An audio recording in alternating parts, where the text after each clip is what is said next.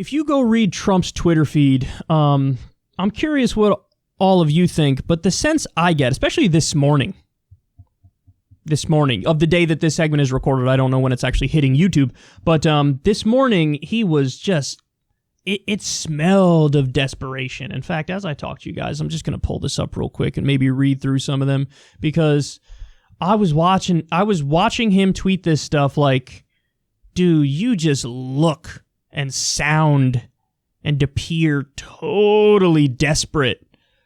Like, he's just, every day is like, how can I try to limit the embarrassment that I'm feeling? So, here, I'll read some. My visits last week to Texas and Florida had massive numbers of cheering people gathered along the roads and highways. Thousands and thousands. Even bigger, by far, than the crowds of 2016. Saw no Biden supporters, and yet some in the fake news said it was an equal number. Sad. All caps, he says, fake news is the enemy of the people. Here's one that really got under my skin. Record high NASDAQ. People are absolutely getting obliterated right now, and you're bragging about the NASDAQ. It would all come crashing down, including your jobs, stocks, and 401ks if Sleepy Joe ever became president. China and others would own us. And then this is the petty high schooler coming out here. He says, so crazy Nancy Pelosi said horrible things about Dr. Deborah Birx, going after her because she was too positive on the very good job we are doing on combating the China virus, including vaccines and therapeutics. In order to counter Nancy, Deborah took the bait and hit us. Pathetic. Like, bro, we have like 20% real unemployment. We have like 40% of the country can't pay their freaking housing bill. What are you doing? You're bitching because people are critiquing your handling of the pandemic while over 150,000 people are dead. What do you think's going to happen? What do you think's going to happen? You think people are going to cheer you? 150,000 plus dead. You think they're going to cheer you? Anyway, so listen. He's saying all this stuff. Every day now, you see a similar thing. It's a similar thing every single day where he reeks of complete desperation. And so the other day, he tweeted something, which I'm going to show you here.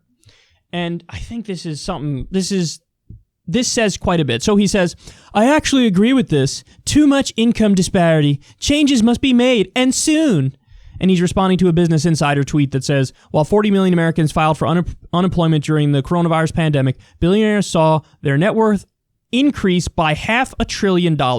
So here's Donald Trump, the guy who's president of the United States, responding to some incredible information about how bad income and wealth inequality is getting.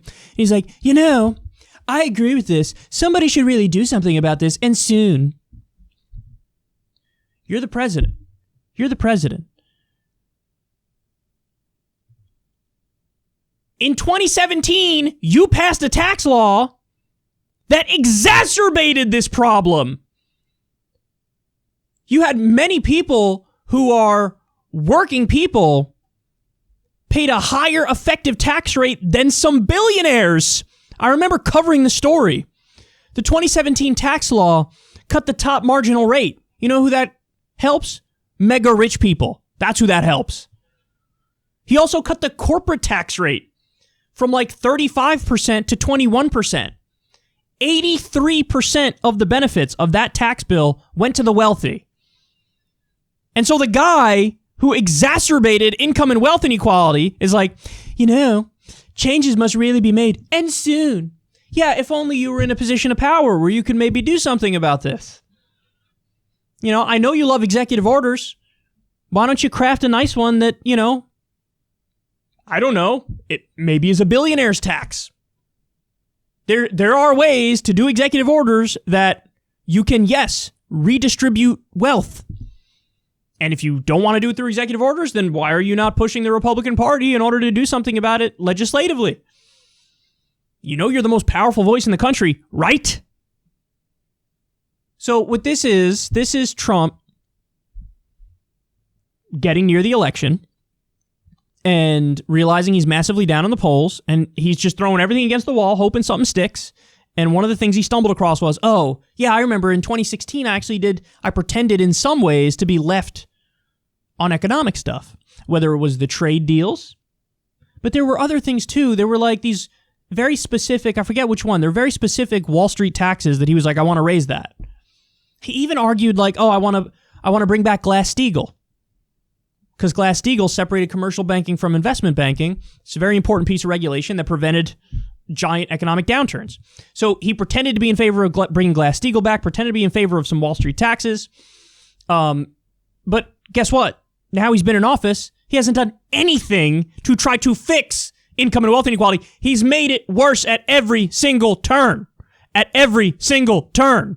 And the other thing is, on top of just being desperate and strategy, throwing it against the wall, he hates Jeff Bezos.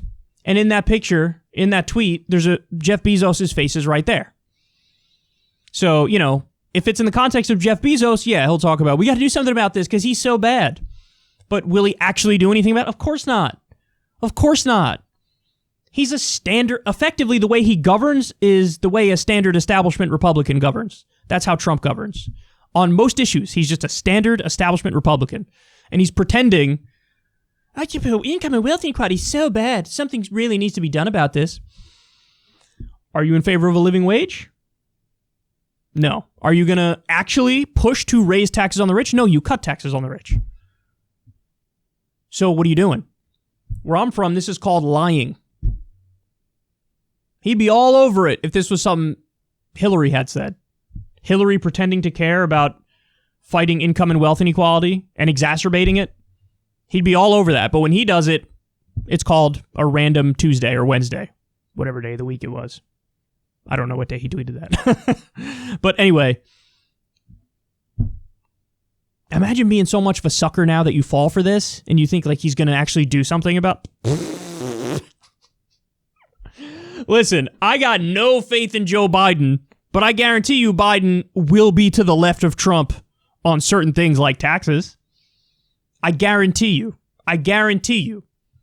He would be to the left of Trump on taxes. It's still going to be abysmal. It's still going to be not anywhere near enough, but he's already on record. You know, the tax plan, or excuse me, the tax policy we had was the corporate tax rate was 35%. Trump cut it to 21%. Biden wants to bring it back to 28%. Now you could say, hey, that's neoliberal posturing right in the middle of the Republican position and the former position. Very true. But last time I checked, 28 was still above 21. Now, wasn't it? So will he push for this stuff? Well, that depends. It depends on where he wants to spend political capital. But I guarantee you, you cannot be as bad as Donald Trump on all these economic issues. Because everything he pretends to care about, he exacerbated the problem. Even the trade deals, which he made a big part of his campaign.